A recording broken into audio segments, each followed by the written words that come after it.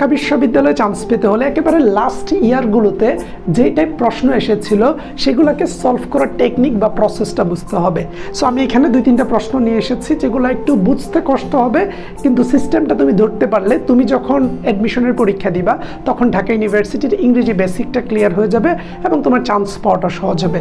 এখানে যদি একটা কোয়েশ্চেন দেখি, বলা হচ্ছে মাই family member do not like T and dash. বলা হচ্ছে যে আমার ফ্যামিলি মেম্বার অর্থাৎ আমার পরিবারের সদস্যরা চা পছন্দ করে না এবং বলা হচ্ছে যে আমিও করি না। সো এই ক্ষেত্রে দেখো মাই family member do not like T and দিয়ে একটা গ্যাপ দেওয়া আছে। সো আগে বুঝতে হবে যে প্রশ্নটা কোত্থেকে আসছে।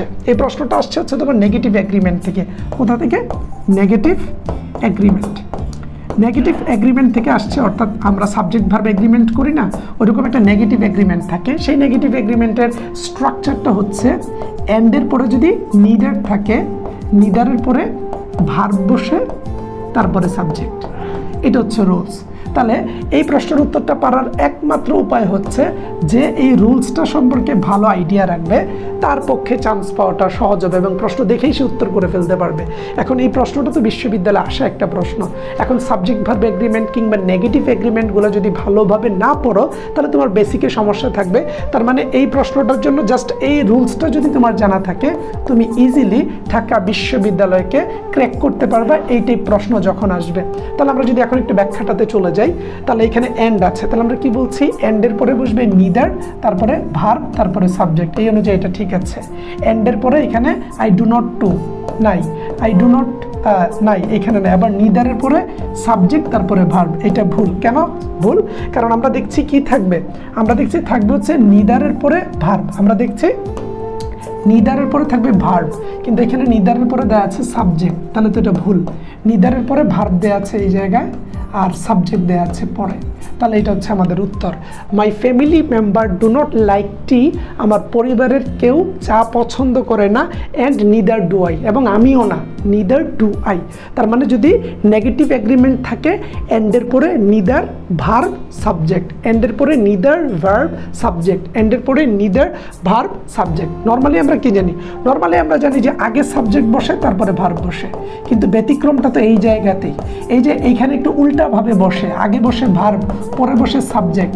এই ব্যতিক্রম নিয়মগুলো যারা জানে তাদের পক্ষেই তো ঢাকা বিশ্ববিদ্যালয়ে চান্স পাওয়াটা সহজ হয়। সো যাদের ইংরেজি বেসিকের সমস্যা, ফ্রি হ্যান্ড রাইটিং স্কিলে প্রবলেম, বানিয়ে লিখতে পারে না, ইংরেজি লাইন পড়লে বাংলা অর্থ বুঝে না, প্রশ্ন দেখলে বুঝে না যেটা গ্রামারের কোন আইটেম থেকে এসেছে, কিংবা যারা সাধারণত হচ্ছে ইংরেজি বেসিকে অনেক দুর্বলতা ফিল করে, যারা ভোকাবুলারি প্রিপোজিশন মনে রাখতে পারে না, তাদের জন্য আমরা আমাদের টার্গেট ডিউ ব্যাচে এইভাবে ভেঙে ভেঙে আগে গ্রামারের রুলস পড়াই, তারপর বিশ্ববিদ্যালয়ের প্রশ্নগুলো সলভ করে দেই। যখন বেসিক কনসেপ্টটা ক্লিয়ার থাকে তখন ঢাকা বিশ্ববিদ্যালয়ের ভর্তি পরীক্ষায় উত্তর করাটা সহজ হয়, কারণ তার তো কনসেপ্টটা ক্লিয়ার যে এইটা এইভাবে আসে। স্বাধীন ভাই আমাকে শিখিয়েছে ঢাকা বিশ্ববিদ্যালয়ের ভর্তি প্রস্তুতির জন্য। পরেরটা যদি দেখি, এখানে বলা হচ্ছে I hope that the rain will dash for our picnic tomorrow. তো বলা হচ্ছে আমি আশা করছি আগামীকালকে বৃষ্টি আমাদের পিকনিকে কোনো ঝামেলা করবে না, বা বৃষ্টি আমাদের পিকনিক থেকে দূরে থাকবে, এরকম একটা প্রশ্ন। সো এখানে 4টা অপশন আছে। আমরা যদি 4টা অপশন নিয়ে একটু ড্রাইভ দিই, স্টে অ্যাওয়ে। স্টে অ্যাওয়ে একটা গ্রুপ ভার্ব, এর অর্থ হচ্ছে দূরে থাকা, দূরে থাকা, স্টে অ্যাওয়ে। আবার স্টে আউট, স্টে আউটও মানে হচ্ছে দূরে থাকা বা সরে থাকা, দূরে বা সরে থাকা, অর্থাৎ আর কোনো কিছু থেকে মানে আলাদা হয়ে থাকা বোঝায়। Keep of. আর হচ্ছে সেটব্যাক। সেটব্যাক মানে হচ্ছে তোমার পেছনে পড়ে থাকা, পেছনে পড়ে থাকা বা পেছনে টেনে ধরা। আমরা সেটব্যাক বলতে কি বলতে পারি? যে পেছনে টেনে ধরা। ধরো আমাকে কেউ বা কিছু পেছনে টেনে ধরছে, টেনে ধরা, পেছনে টেনে ধরাকে আমরা সেটব্যাক বলতে পারি।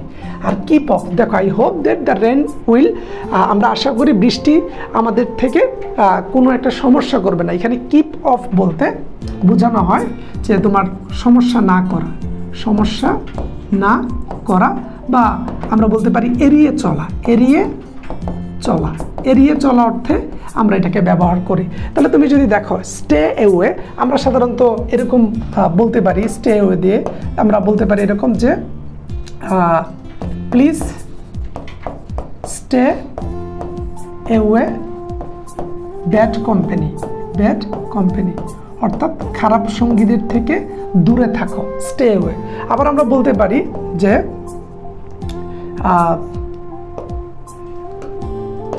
আমরা এখানে বলতে পারি do not stay out my home.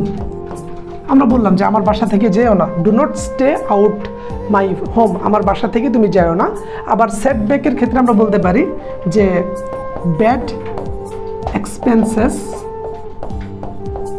Expenses set us back in life, অর্থাৎ ব্যাড এক্সপেন্সেস, খারাপ ব্যয় বা অপচয়গুলা সেট আস ব্যাক, আমাদেরকে পিছনে টেনে রাখে জীবনের ক্ষেত্রে, অর্থাৎ জীবনে এগিয়ে যাওয়ার ক্ষেত্রে বেশি বেশি অপচয় করলে সেটা আমাদেরকে জীবনে এগিয়ে যাওয়ার ক্ষেত্রে পিছিয়ে টেনে রাখে।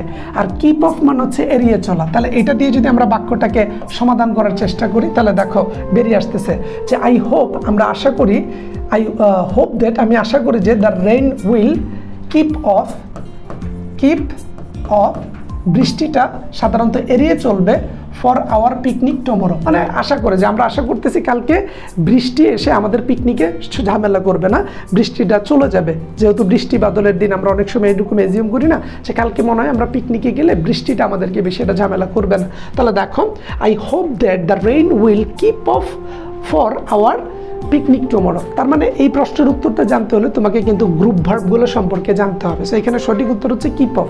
সো এই প্রশ্নটা একটু কঠিন মনে হতে পারে, আমরা কিন্তু কঠিন প্রশ্নগুলো নিয়ে আসছি, সহজগুলো সবাই পারে, ইট ইজ হাই টাইমের পরে পাস্ট ইনডিফিনিট টেন্স এগুলো সবাই পারে। বাট এই যে প্রশ্নটা, এটা পারতে হলে তোমাকে কি করতে হবে বস, তোমাকে গ্রুপ ভার্ব নিয়ে ড্রাইভ দিতে হবে। সো তোমাকে গ্রুপ ভার্ব পড়তে হবে। গ্রুপ ভার্ব মানে হচ্ছে একটা নির্দিষ্ট ওয়ার্ডের সাথে স্টে অফ, স্টে আউট, তারপর হচ্ছে স্টে ওয়ে। তাহলে দেখো তুমি একই শব্দ এর সাথে ভিন্ন ভিন্ন প্রিপোজিশন যুক্ত হয়ে ভিন্ন ভিন্ন অর্থ দেয়। তাহলে এক একটা ওয়ার্ড মানে একই ওয়ার্ডের সাথে ভিন্ন ভিন্ন প্রিপোজিশন মিলে যে ভিন্ন ভিন্ন অর্থ হয় সেগুলোকে তোমার পড়তে হবে এক্সাম্পল সহ। তুমি যখন উদাহরণ সহ এগুলো পড়বা, আমি যেভাবে লিখে দিয়েছি, তখন এই যে কিপ অফ এটাই যে সঠিক উত্তর হতে পারে সেই জিনিসটা ধরতে পারবা। এগুলোর কিন্তু আবার অনেক সময় উদাহরণের ক্ষেত্রে দেখা যায় যে উত্তরটা একটু চেঞ্জ হয় বা অর্থের একটু পরিবর্তন বা ফ্লাকচুয়েটিং দেখা যায় আমরা যখন এগুলো প্র্যাকটিস করি। সো এই আইটেমটা কঠিন, তাই কঠিন জিনিসটা দেখিয়ে দিচ্ছি। এগুলো আমরা আমাদের পেইড ব্যাচে ধরে ধরে পড়াই যেন স্টুডেন্টরা ভালো করতে পারে। পরে দেখা বলা হচ্ছে Javed was leaning dash a lamp post. এই প্রশ্নটা একটা প্রিপোজিশনাল কোয়েশ্চেন, প্রশ্নটা প্রিপোজিশন থেকে আসছে এবং বিশ্ববিদ্যালয়ের ভর্তি পরীক্ষায় প্রিপোজিশন থেকে 3-4টা কোয়েশ্চেন আসে প্রায় সকল বিশ্ববিদ্যালয়ে। তাই তোমার অ্যাডমিশন টাইমেও প্রশ্ন আসতে পারে। আমি একটু টেকনিকে পড়ানোর চেষ্টা করছি যেন তুমি আইডিয়া পাও যে না ভাইয়াদের ব্যাচে ভর্তি হলে আমার এই সকল সমস্যার সমাধান হয়ে যাবে। তো এখানে বলা হচ্ছে জাভেদ ওয়াজ লিনিং, লিনিং মানে হচ্ছে হেলান দেয়া। তার মানে এখানে কি ওয়ার্ডটা হচ্ছে লিনিং। তোমার কিন্তু ভোকাবুলারি জানতে হবে ভালো, তুমি যদি মূল ওয়ার্ডগুলোর অর্থ না জানতে পারো তাহলে তোমার জন্য কঠিন হয়ে যাবে। এখন লিনিং শব্দের অর্থ হচ্ছে হেলান দেয়া। আমরা অনেক সময় বিভিন্ন পিলার এরকম হেলান দিয়ে দাঁড়িয়ে থাকি না, অনেক সময় বিভিন্ন হচ্ছে তোমার রাস্তার কাছে যে পিলারগুলো থাকে। তো এটার কথা বলা হচ্ছে যে জাভেদ ওয়াজ লিনিং, এটা পাস্ট কন্টিনিউয়াস টেন্স, যে জাভেদ হেলান দিয়ে দাঁড়িয়েছিল ড্যাশ এ ল্যাম্প পোস্ট, একটা ল্যাম্প পোস্টে। এখন এই ল্যাম্প পোস্টের ক্ষেত্রে আমরা কি প্রিপোজিশন নিব, বাই, বিফোর, ফর নাকি এগেনস্ট। সো সবসময় মনে রাখবা আমরা কোনো ল্যাম্পপোস্টে যখন ধাক্কা দিয়ে দাঁড়াই তখন কিন্তু আমরা সামনাসামনি হয়ে দাঁড়াই না, আমরা ল্যাম্পপোস্টের বিপরীতে দাঁড়াই। এটাকে বলা হয় যে আমি একটা পিলারের বিপরীতে হেলান দিয়ে দাঁড়িয়েছি। বিপরীত বোঝাতে আমরা বিরুদ্ধ বোঝাতে সাধারণত এগেইনস্ট ওয়ার্ডটা নিয়ে থাকি। কি নিয়ে থাকি? এগেইনস্ট ওয়ার্ডটা। সো অনেকে হয়তো ভাবেও নেই যে এটার উত্তর এগেইনস্ট হতে পারে, বাট তুমি যেখানে ভাববা না সেখানেই ঢাকা বিশ্ববিদ্যালয় তার মুনশিয়ানা দেখাবে যে না এইভাবেও চিন্তা করে উত্তর করা যায়। তাহলে দেখো জাভেদ ওয়াজ লিনিং, জাভেদ হেলান দিয়ে দাঁড়িয়েছিল এগেইনস্ট এ ল্যাম্পপোস্ট, একটা ল্যাম্পপোস্টের বিরুদ্ধে বা বিপরীতে। ঠিক আছে, সো এটা হচ্ছে আমাদের সঠিক উত্তর। সো এখানে দেওয়া হচ্ছে Javed was lining by A lamppost. তারপর হচ্ছে তোমার আমরা যদি পরের পার্টটাতে যাই, এর কি উত্তর দেয়া দেয় তো বাইনি না ইয়ার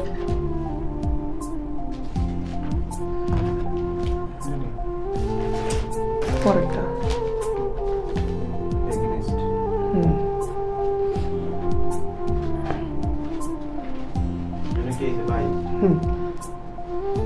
তোমাদের ইংরেজির এরকম সমস্যাটাকে আমরা ধরে ধরে সমাধান করার জন্যই আমাদের টার্গেট ডিউ ব্যাচ নিয়ে এসেছি।